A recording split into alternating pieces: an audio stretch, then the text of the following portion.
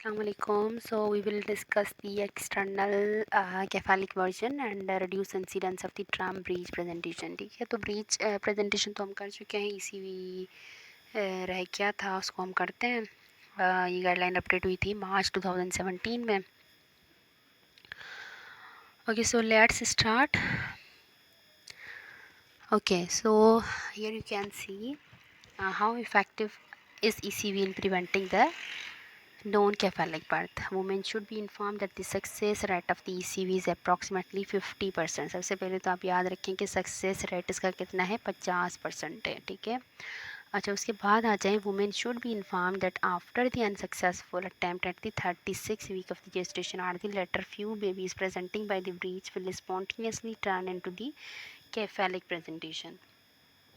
उसके बाद आपने पेशेंट को क्या बताना है कि अगर ECV आपने करवाई है, अगर वो अनसक्सेसफुल जाती है, सक्सेस नहीं होती ना, तो फिर भी कुछ बच्चों में ये होता है कि वो खुद ब खुद कैफेलिक प्रेजेंटेशन में टर्न हो जाते हैं एट द ट्रम पे। ठीक है, और आपने ये भी बताना है कि आपकी अगर ECV सक्सेस हो जाती है ना, तो फिर भी चांसेस हैं कि वो कैफेलिक से दोबारा ब्रीच में आ जाएं।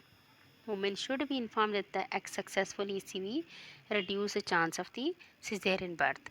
और आपने ये बताना है कि अगर सक्सेसफुल हो जाती है ना ECV, तो सिजेरियन सेक्शन के चांसेस कम हो जाएंगे। ठीक है, तो जब भी कोई भी प्रोसीजर हम करते हैं ना, तो सबसे पहले तो काउंसलिंग इम्पोर्टेंट होती है। आपको पेशेंट को उस प्रोसीजर के सारे बेनिफिट और उसकी जो डिसएडवांटेजेस हैं वो दोनों बताने होते हैं। इसी तरीके से जब भी हम ECV करेंगे ना, तो हमने पेशेंट को बताना है कि इसका सक्सेस रेट 50% है, और हम ये कब करते हैं, 36 वीक पे करते हैं। ठीक है, और अगर ये सक्सेसफुल नहीं जाती ना, तो फिर भी चांसेस हैं कि बच्चा खुद ब खुद अपनी पोजीशन में आ सकता है, नॉर्मली कैफेलिक हो सकता है। और अगर ये सक्सेसफुल हो जाती है, तो फिर भी चांसेस हैं कि दोबारा ब्रीच भी हो सकता है ट्रम पे। ठीक है, और अगर सक्सेसफुल हो जाती है, तो फिर सिजेरियन सेक्शन के चांसेस कम हो जाएंगे। तो इस तरह से आपने पेशेंट को काउंसल करना होता है। और आपने पेशेंट को बताना है, women should be inform that the labour after the ECV is associated with slightly increase rate of the caesarean section and the instrumental birth when compared with the spontaneous cephalic presentation. और आपने क्या उसको बताना है कि अगर ECV हम करते हैं, वो आपकी सक्सेसफुल जाती है, आपका बच्चा भी रोटेट हो जाता है इस कैफेलिक प्रेजेंटेशन में, बट आफ्टर द ECV के बाद सिजेरियन सेक्शन के चांसेस और इंस्ट्रूमेंटल डिलीवरी के चांसेस बढ़ जाते हैं एज़ कम्पेयर टू दी जिनके बच्चे पहले से ही कैफेलिक प्रेजेंटेशन में, जिनमें हमने ECV नहीं की। Okay, can the success of the ECV attempt to be the predicted? ECV success can be predicted to the some extent, but the use of the models to predict the success should not be used routinely to determine whether the ECV can be attempted। ठीक है, तो इसी को ये कुछ extend तक हम मालूम कर सकते हैं कि सक्सेस के कुछ कंडीशन होती है ना, जैसे मल्टीपेरस पेशेंट है या फ्लैक्स ब्रीच है, सॉरी फ्लैक्स ब्रीच में। ठीक है, और गुड अमाउंट ऑफ लाइक कर रहे हैं, तो फिर उसमें सक्सेस रेट ज़्यादा होते हैं, बट कुछ एक्सटेंट तक हम बता सकते हैं। 100% हम गारंटी के साथ नहीं बता सकते। और टोकोलाइटिक यूज़ करने से सक्सेस रेट इम्प्रूव हो जाता है, ये आपने बताना है पेशेंट को। Okay, so routine use of the regional anesthesia or the neuroxal blockade is not recommended, but may be considered for a repeat attempt or the woman unable to tolerate the ECV without the analgesia। ठीक है, वैसे तो हम ECV के लिए कोई analgesia या anaesthesia method use नहीं करते, बट अगर कोई पेशेंट टॉलरेट नहीं कर पा रही पेन, या हमने उसमें दोबारा ECV की है, रिपीट अटैम्प्ट किया ना, तो फिर आप यूज़ कर सकते हैं, कंसीडर कर सकते हैं। How should be ECV offered? ECV should be offered at the term from the 37 week of the gestation. अगर नली पेरस पेशेंट है ना, तो उसमें फिर आप 36 वीक ऑफ जेस्टेशन से करेंगे। ठीक है, ये आपका पास्ट BCQ है कि नली पेरस में आपने 36 वीक से करनी है, मल्टी पेरस में आपने 37 वीक से करनी है। फिर आप ओनवर्ड कर सकते हैं। ठीक है, फिर आप 38 वीक से भी कर सकते हैं, 39 वीक पे भी कर सकते हैं। ठीक है, बट आपने स्टार्ट कब करनी है, नली पेरस में आपने 36 वीक से स्टार्ट करनी है, और मल्टी पेरस में आपने 37 वीक से स्टार्ट करनी है। ओके, तो what are the contraindication to the ECV? There is a no journal consensus on the eligibility or contraindication to the ECV. Women should be informed that the ECV after the one cesarean delivery appear to have no greater risk than the unscarred uterus. तो previous one cesarean section जिनका हुआ है तो उनमें भी आप ECV कर सकते हैं, ठीक है. Women should be counseled that with the appropriate precaution ECV have a very low complication rate. Okay, अगर हमने सारे प्रीरिक्विजिट्स फुल किए हैं तो फिर इसका कॉम्प्लिकेशन रेट भी बिल्कुल कम है.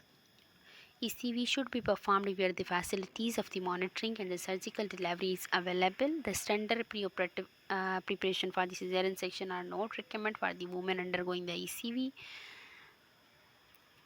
Following the ECV, electronic fetal monitoring is a recommend. तो आपने ECV इस जगह पे करनी है जहाँ पे फैसिलिटीज़ अवेलेबल हो, ऑपरेशन थिएटर की फैसिलिटी अवेलेबल हो, जहाँ पे आपके पास अल्ट्रासाउंड मशीन हो, जहाँ पे आपके पास CTG हो, तो उस जगह पे आपने ECV करनी है. और जिन पेशेंट का ब्लड ग्रुप नेगेटिव है ना, उनमें आपने ECV की तो फिर उनको आप असेस करेंगे for the feto maternal haemorrhage के लिए और उनको आप NTT देंगे फिर, ठीक है. Okay, who should the perform the ECV? ECV करेगा कौन? बेसिकली ट्रेंड जो आपके पास प्रैक्टिशनर हो या trainee working under the direct supervision, वो भी कर सकती है, ठीक है. Although the most women tolerate the ECV, they should be informed that the ECV can be the painful procedure. आपने उनको बताना है कि ECV एक painful procedure है. The uptake of the ECV is the based increase by the timely identification of the baby presenting by the breech and the provision of the evidence-based information.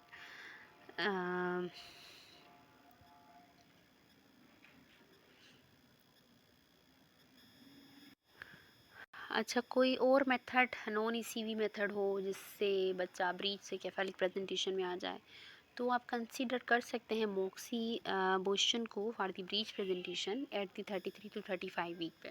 इससे क्या होता है कि बच्चे की मूवमेंट ज़्यादा हो जाती है, फिर बच्चा ब्रीच से केफालिक में भी आ सकता है. बाकी इसका कोई एविडेंस नहीं है कि आप पोस्चरल मैनेजमेंट के थ्रू स्पॉन्टेनियस वर्जन में लाएं, ठीक है.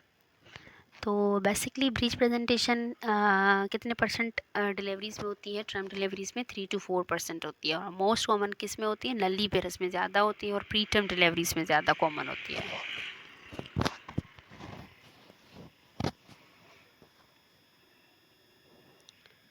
ओके, और अगर सक्सेस रेट देखें ना हम ब्रीच का, तो मल्टी पेरस में 60% है और नली पेरस में कितना है? 40% है. Spontaneous version from the breech to the cephalic is unusual at the trem. Breach से हमने पढ़ा था ना कि अगर मतलब आप ECV करते हैं वो और वो आपकी सक्सेसफुल नहीं जाती, तो आपने पेशेंट को गाइड करना है कि कभी कभी 8% पॉपुलेशन में क्या होता है कि ट्रम पे बच्चा ब्रीच से केफेलिक प्रेजेंटेशन में आ जाता है, ठीक है. तो कितने परसेंट पॉपुलेशन में? 8% ऑफ प्राइमरी ग्रेविडा वुमेन में.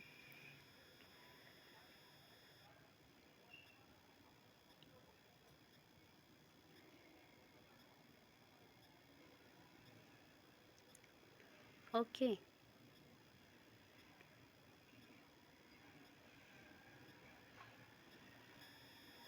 सो आफ्टर द 36 वीक कितना परसेंट चांस है? प्राइमरी ग्रेविडा में 8% चांस है कि ब्रीच से केफेलिक में आ सकता है. और अगर हमने ECV की और वो अनसक्सेसफुल गई ना, तो फिर 3 to 4% चांसेस हैं कि स्पॉन्टेनियस टर्न हो सकता है केफेलिक प्रेजेंटेशन में, ठीक है. और केफेलिक से ब्रीच में कितने परसेंट चांसेस हैं after the successful ECV? That is the 3%. तो ये परसेंटेज बहुत इंपॉर्टेंट है, इनमें से काफ़ी BCQ आते हैं, ये आपने याद रखनी है परसेंटेज, ठीक है.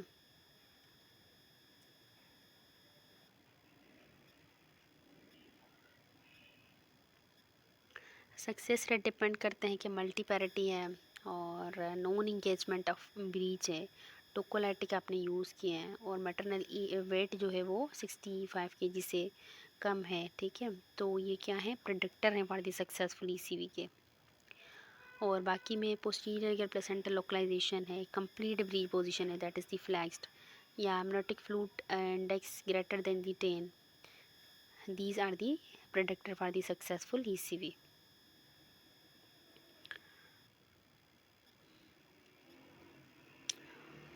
अच्छा, टोकोलाइटिक की अगर बात करें ना, तो फिर अगर compare there is insufficient data to support the use of the nifedipine or the otacibine compared with the beta mimetic। beta mimetic drug may be administered routinely, reserved for those where the uterus is the tense or where the previous attempt without the tocolytic has been unsuccessful। तो mostly जो हम breach में use करते हैं ना टोकोलाइटिक agent, वो हम beta mimetic use करते हैं, ठीक है।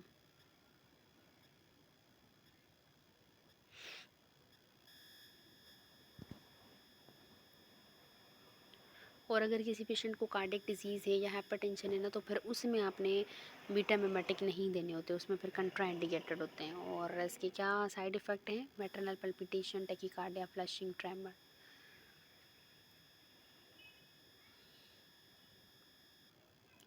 Regional anesthesia require the less force and may reduce the failure rate, particularly in conjugation with the tocolysis।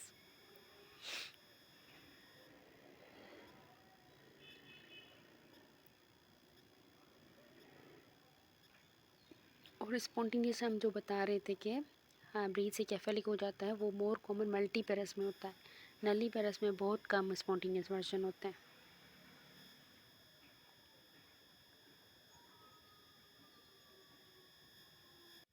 अच्छा, कंट्राइंडिकेशन की अगर बात की जाए ना, तो placental abruption, severe preeclampsia, abnormal fetal doppler and the abnormal CTG are the contraindication of the ECV. और ECV is contact indicated where is the absolute reason for the cesarean section already। मतलब जैसे कि placenta previa उसमें वैसे ही हम cesarean section करेंगे। ECV तो हम तब कर रहे हैं ना जब हमें नॉर्मल डिलीवरी करनी है। अगर हम नॉर्मल डिलीवरी की ही कुछ जो कंट्रा इंडिकेशन है, वो फिर ECV की भी कंट्रा इंडिकेशन होगी। मल्टीपल प्रेगनेंसी में हम नहीं करते, ठीक है। और except after the delivery of the first twin के बाद हम कर सकते हैं, अदरवाइज हम ट्वीन में नहीं करते। रैसेस इम्यूनाइजेशन में हम नहीं करते, current or the recent less in the 1 week vaginal bleeding, या एबनॉर्मल CTG उसमें हम नहीं करते, रप्चर ऑफ मेम्ब्रेन में हमने नहीं करना, पेशेंट डिक्लाइन कर रहे तब भी हमने नहीं करना, ठीक है। अगर प्रीवियस सिजेरियन सेक्शन हुआ है तो उसमें फिर आप कर सकते हैं, ओके, उसमें फिर सेफ़ है। और कॉम्प्लिकेशन क्या हो सकते हैं कि प्लेसेंटल एब्रप्शन हो सकती है, फीटो मैटरनल हेमरेज हो सकता है, इमरजेंसी सिजेरियन सेक्शन के चांसेस होते हैं विद इन 24 आवर कितने होते हैं, 0.5%, ठीक है। और इंडिकेशन क्या होती है इमरजेंसी सिजेरियन सेक्शन की, क्योंकि कभी कभी 90% केसेस में देखा गया है कि ये ECV के बाद एबनॉर्मल CTG होती है या तो फिर वजाइनल ब्लीडिंग होती है। इन दोनों केसेस की वजह से आपने इमरजेंसी सिजेरियन सेक्शन करना होता है। और उसका कितना रिस्क है, 0.5%। और अगर ब्लड ग्रुप नेगेटिव है तो आपने कैलियर टेस्ट करनी है। और फीटो मैटरनल हेमरेज का कितना रिस्क है, 2.4%, ठीक है। तो फिर उसमें आपने NTD देनी होती है।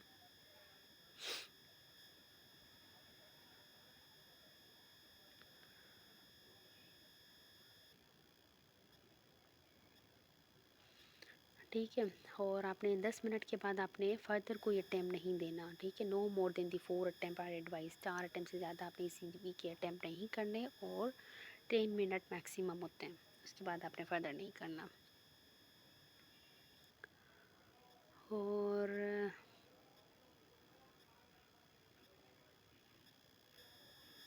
अल्ट्रासाउंड आपने करना है during and after the ECV, ठीक है, to confirm the normal fetal heart rate. अगर transient fetal heart rate drop होता है लेस देन 3 मिनट तक, या फीटल ब्रेडिकार्डिया होता है ना, तो ये ECV के बाद कॉमन है, उसमें फिर आप कंटिन्यू इलेक्ट्रॉनिक फीटल मॉनिटरिंग करें। बट अगर ये इम्प्रूव नहीं हो रहा आफ्टर दी 6 मिनट, तो फिर आपने कैटेगरी 1 सिजेरियन सेक्शन करना है, ठीक है।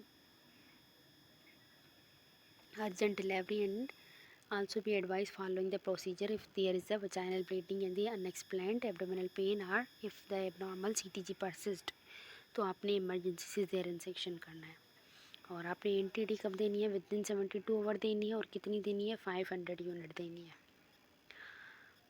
और कैलियर टेस्ट आप करते हैं ECV के बाद,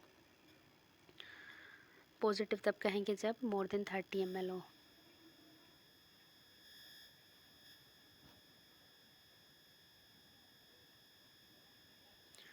9% वुमेन डिक्लाइन करती है ECV को, क्यों? Because of the fear of the pain, vaginal birth and the account for the other experience. Undetected breech presentation at the time has been reported as high as 20 to 32% of the overall breech presentation.